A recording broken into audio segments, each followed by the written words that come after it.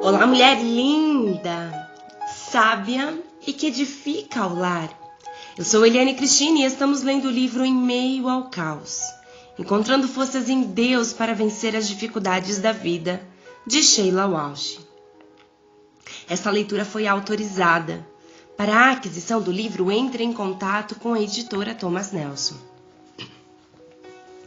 Áudio número 20. Olhe para o alto.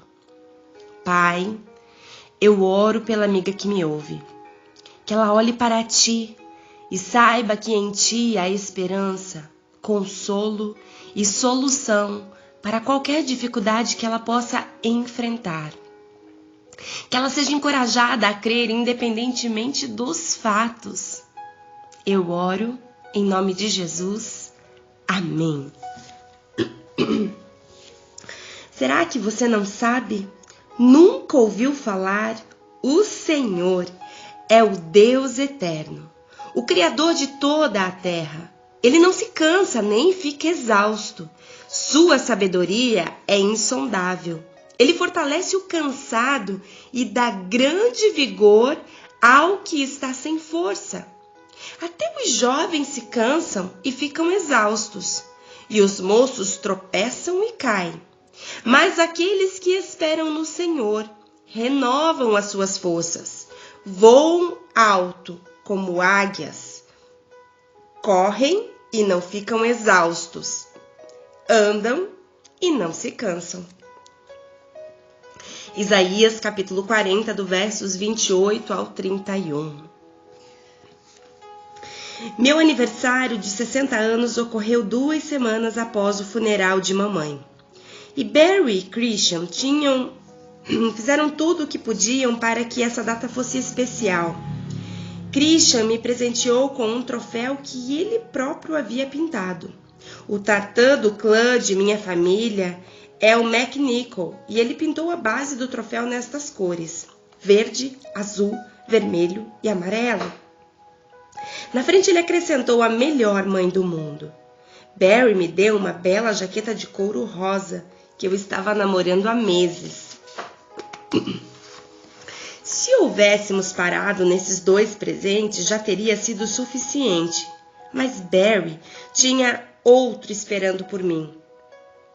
Eu o abri e era óbvio que ele havia trabalhado nele por um bom tempo. Era um grande álbum de couro marrom com a mensagem: Você é amada, gravada em ouro na capa. A primeira página continha um cartão do qual ele havia escrito: Se eu souber o que é o amor, é por sua causa. A segunda página continha uma carta de Christian: Vou manter a maior parte dela oculta em meu coração, exceto esta única linha. Você entende o que o cristianismo deve ser: um hospital para os quebrantados e não um museu para os perfeitos. Que belo pensamento! Virei a página e depois as próximas páginas. Página após página continham belas cartas de amigos ao redor do mundo. Foi um presente inestimável. Aquele foi um dia adorável e fiz tudo o que pude para lutar contra a tristeza. Mas era o meu primeiro aniversário sem mamãe e eu nunca mais ouvira o som de sua voz na outra extremidade da linha. Todos os anos, quando mamãe me ligava no meu aniversário, eu lhe pedia para cantar Feliz Aniversário.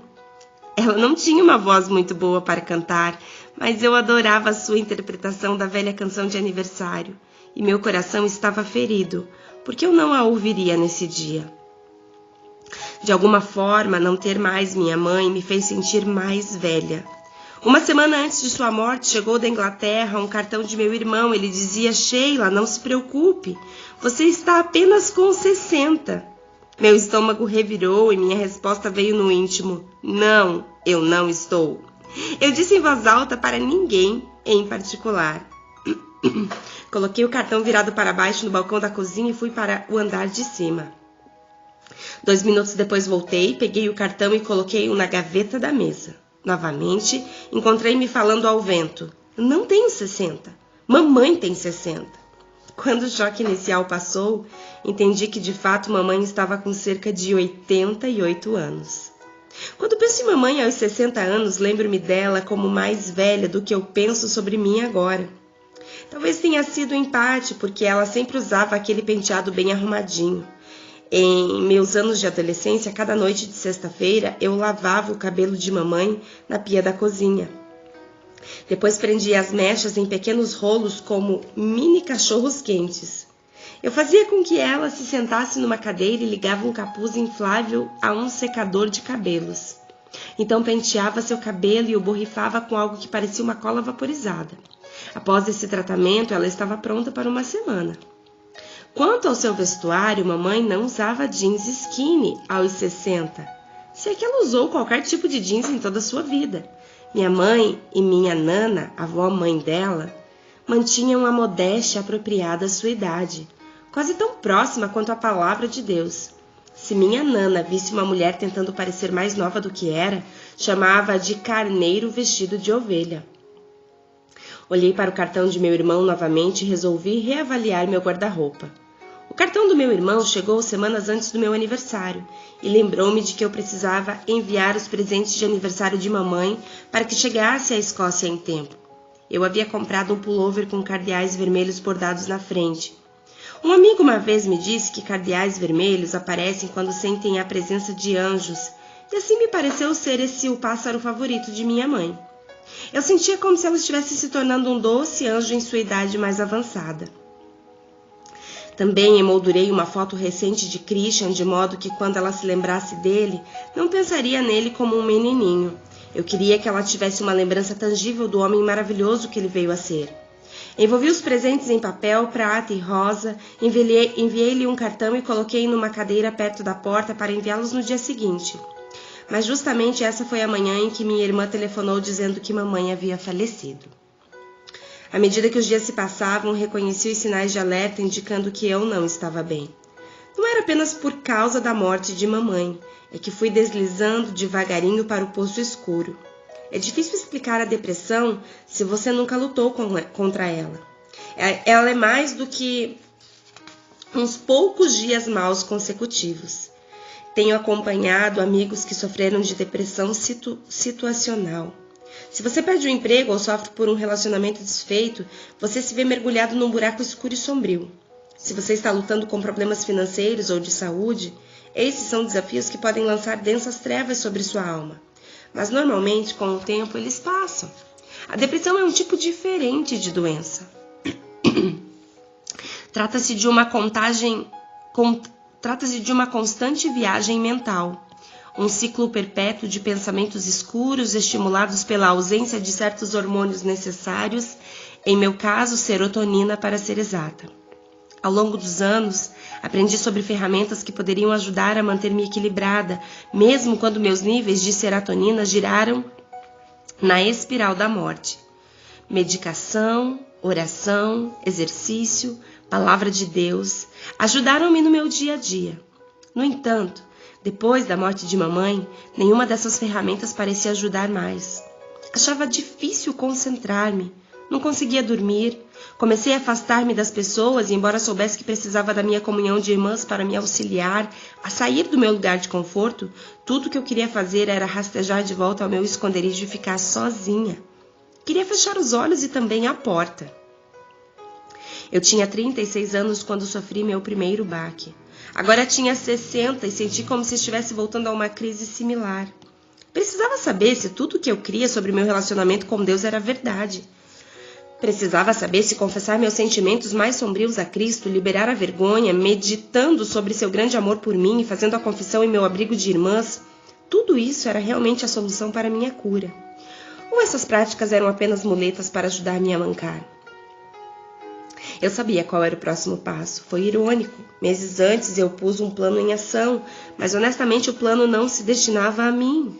Em vez disso, era uma resposta para quem me escreveu pedindo ajuda. Quando escrevi a resposta, não sabia que eu seria este alguém precisando de ajuda. Puxei o documento em meu computador, Você é amada, e li o texto no topo da página. Portanto, irmãos, rogo-lhes pela misericórdia de Deus que se ofereçam em sacrifício vivo, santo e agradável a Deus. Este é o culto racional de vocês. Não se amoldem ao padrão deste mundo, mas transformem-se pela renovação da sua mente, para que sejam capazes de experimentar e comprovar a boa, agradável e perfeita vontade de Deus.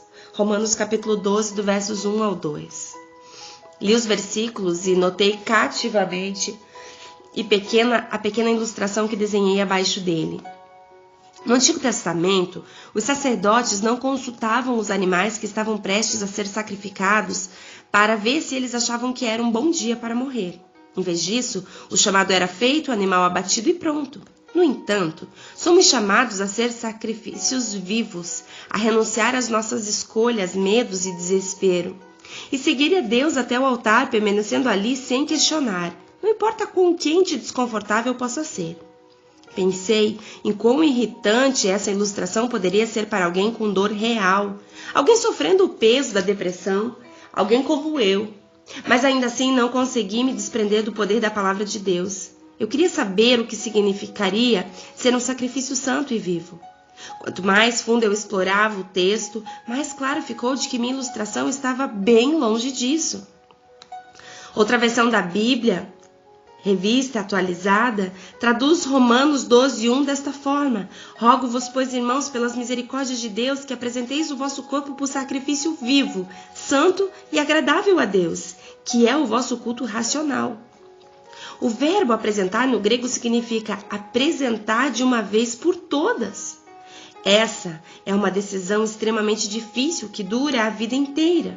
É semelhante à maneira como uma esposa se compromete com seu marido, ou, mais profundamente, trata-se da forma como Cristo se comprometeu com o caminho para a cruz. Isso significa mirar numa direção e nunca olhar para trás, mesmo em meio à dor, mesmo em meio ao sofrimento ou depressão.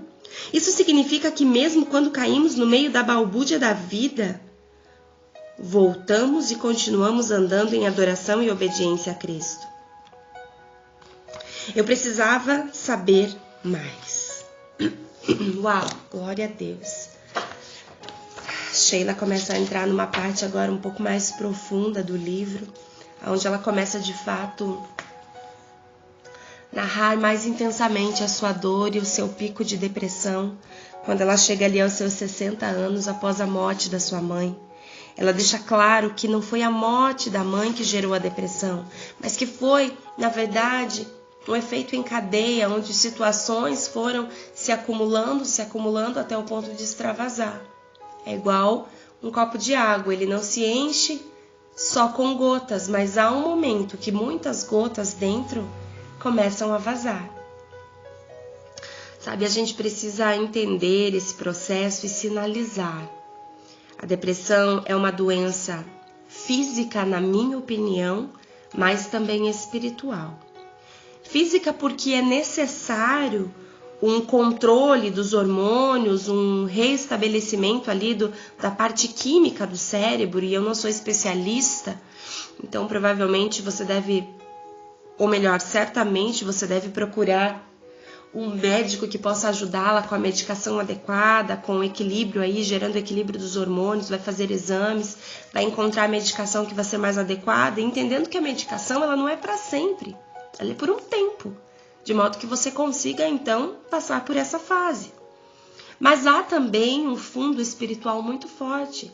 A palavra de Deus declara que o inimigo das nossas almas ele veio para matar, roubar e destruir. Então eu lembro que um pastor falava assim, que o menor mal que o inimigo quer fazer é matar a sua vida. É o menor mal, porque na verdade quando ele mata a sua vida ele destrói você, ele destrói tudo. Ele destrói a sua alma. Então na verdade você precisa entender que nós estamos numa batalha. A palavra de Deus diz que Jesus ele não veio trazer paz, ele veio trazer espada. A palavra de Deus diz em Efésios 6:10 que a nossa luta não é contra a carne e contra o sangue. Então nós precisamos sim entender que há um fundo físico, mas também há um pano de fundo espiritual, onde nós precisamos nos revestir da palavra de Deus, onde nós precisamos ousadamente renunciar às mentiras de Satanás a nosso respeito, a respeito de nossas emoções. Nós precisamos então nos vestir e nos revestir do poder de Deus, para que sejamos mulheres segundo o coração dele, e mulheres que não somente temem ao Senhor, mas que vivem a palavra de Deus de forma prática e de forma real. Sabe, a gente precisa ser verdadeiro, a gente precisa ser correto com o nosso linguajar. A gente precisa dizer sim, sim ou não, não. Não existe meio termo. Ou nós temos uma palavra firme diante de Deus, ou o nosso coração está comprometido com o reino das trevas. A palavra de Deus não gera dúvida. A palavra de Deus repreende o ânimo dobre. Nós precisamos nos posicionar na presença do Pai, para que então possamos ser aquilo que Ele deseja que sejamos na presença dEle. A depressão é sim uma doença física, mas também é uma doença espiritual. Eu penso que é uma via de mão dupla. Você trata com remédio, mas você trata com Deus. E quando você consegue unir a medicina com o poder de Deus, eu creio que Deus até age, eu creio realmente que Deus age na bula das medicações para adequar ela ao teu sistema, ao teu corpo. Eu creio nisso. É a minha fé, é como eu acredito. Você pode ficar à vontade e perguntar para outras pessoas. Você deve ter esse direito de se aprofundar nesse assunto. O fato é que nós não podemos nos prostrar. Nós precisamos ousadamente ser corajosas, levantar das nossas camas, lavar o nosso rosto, passar uma maquiagem se for possível, pentear os nossos cabelos, passar desodorante e um perfume se for possível, vestir uma roupa adequada e abrir a porta da nossa casa. Deixar a luz do dia entrar e entender que escondidas não é o nosso lugar. A não ser que seja escondidas no Senhor, mas aí é um outro contexto espiritual. Nós estamos falando aqui de se expor, de pedir ajuda, de buscar ajuda, de especialistas médicos, de psicólogos, psiquiatras, de buscar terapia, de buscar ajuda na igreja, ajuda pastoral, ajuda da esposa do seu pastor, buscar ajuda com irmãs na fé que tenham mais experiência e intimidade com Deus e que deem testemunho. Que você seja encorajada a buscar e ser também solução na vida de pessoas. Que você busque a sua restauração, se esse for o seu caso, mas que você também seja aquela que promove mulheres, leva edificação e leva cura. E a cura vem da palavra de Deus e do crer no poder de Deus, através da pessoa de Jesus Cristo. Amigas, um grande beijo. Eu te encorajo a buscar ajuda. Não fique prostrada, se levante. Deus é poderoso para fazer infinitamente mais. A palavra dele declara que ele não se cansa, que ele não fica exausto, que a sabedoria dele é insondável. A palavra dele declara que ele fortalece o cansado e dá grande vigor ao que está sem nenhuma força. Isaías, capítulo 40, a partir do versículo 29. Esteja atento a essa mensagem. Guarde nas tábuas do seu coração e não permita que elas saiam mais daí. Um grande beijo e até o nosso próximo áudio.